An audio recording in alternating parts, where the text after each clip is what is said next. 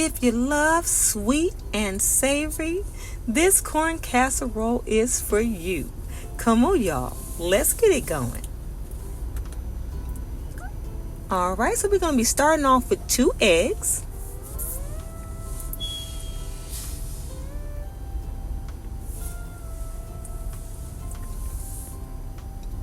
To the eggs, we're going to be adding a 1/4 cup of sugar.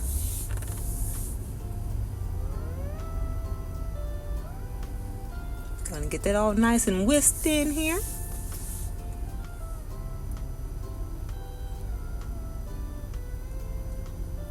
So now we're going in with our buttermilk, and you always want to give that buttermilk a good shake. And we're going to be adding 2 cups of this buttermilk.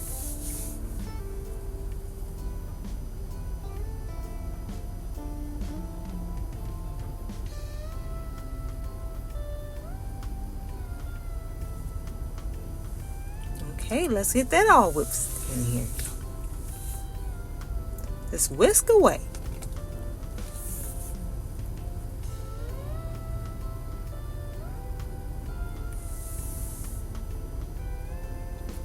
Alright, so now we're going to be adding 1 small package of Jiffy mix here.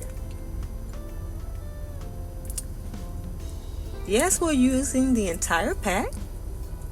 And also we're going to be adding some self-rising white cornmeal mix. 1 cup of it as well. And any brand will do.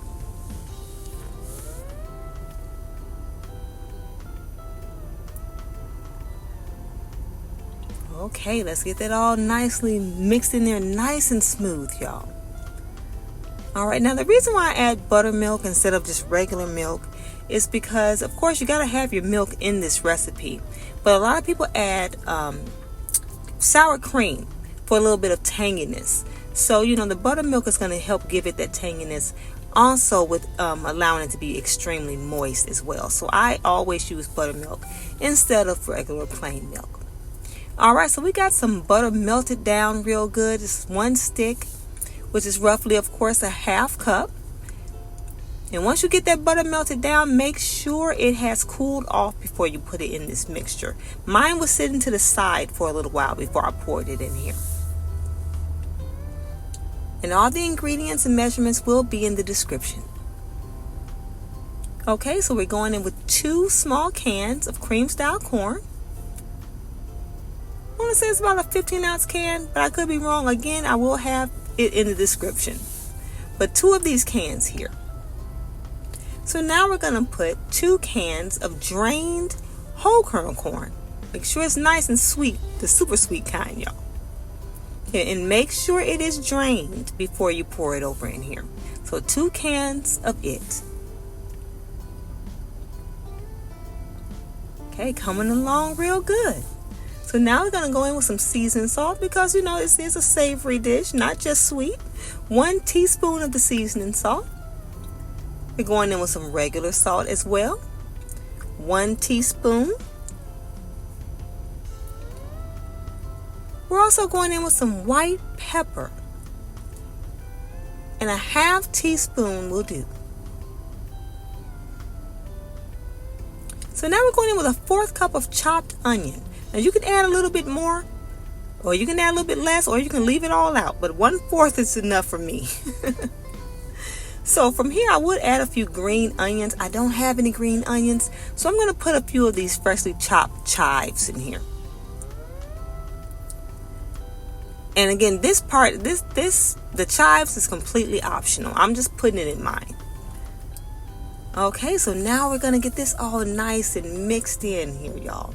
Now again, this is a very moist, super moist corn casserole. Kind of like a cross between a corn pudding and a corn casserole. Do you all like yours maybe closer to a pudding or more like bready? A lot of people like a real bready corn casserole. How do you all like y'all's? Or have you ever tried corn casserole? I know a lot of people haven't even tried corn casserole. A lot of people in my family haven't tried it either. I just recently tried it. And it's really good. This recipe is on point. Alright, so now we're going to take a 9 by 13 inch pan. We're going to grease it down real good. I'm using just regular butter.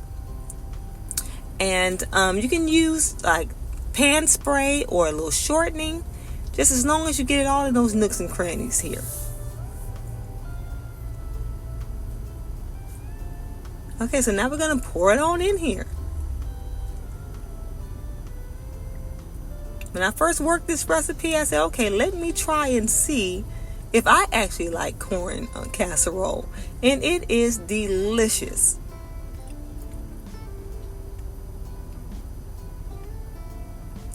All right, so we're going to pour it all in there, give it a little shimmy here. We're going to get it ready for that oven.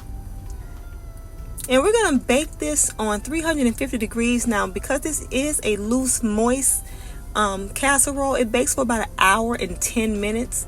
And I like to put it on another little pan just in case it wants to spill over, but I don't anticipate it doing that.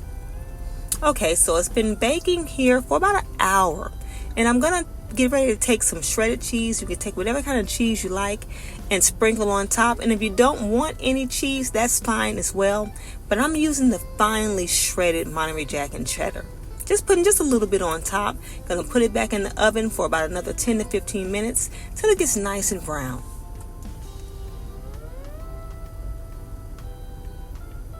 Okay, so this has been baking a total of about 1 hour and 15 minutes. And it's come out, it's looking so good. Oh man, it looks so good, y'all. Okay, so from here, we're just gonna take a little knife and do the little knife or toothpick test just to make sure it is done in the center. Come up pretty clean. It's perfect. And now you should let this sit for at least a minimum of 15 minutes, but I recommend about 20 to 25 minutes. Because this one right here has been sitting about 15 minutes, and I'm cutting into it just a little too soon. I guess I was a little impatient, but it's okay. So this has been sitting about 15 minutes, but it still came out really, really good here. And already you can tell just how moist this is, y'all. Should have let it sit just a little bit longer, but still turned out so, so good. Oh man, look how moist that is, y'all. Can't wait to cut into this. And that's it. Now I let it sit a little while. Actually, I let this sit about 25 minutes because this is a very, very moist corn casserole. So right here, I'm just gonna kind of into it here. Oh man, look at that, y'all. Get a little cheese. Get a little cheese off of here, y'all. All right.